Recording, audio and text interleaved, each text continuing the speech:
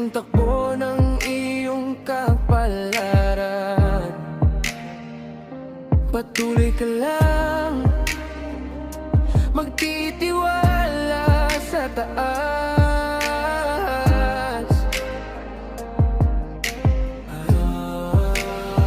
Alam ng Diyos ang iyong pinagdaanan. Alam ng Diyos at ko'y nahihirapan. Alam ng Diyos ang mabuti mong nagawa.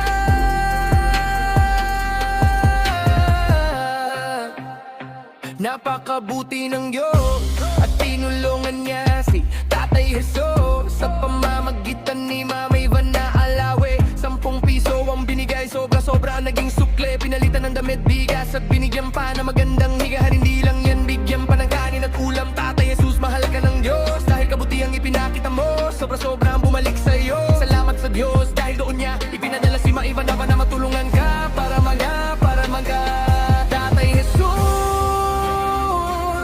mahal ka ng Diyos mula pa noon.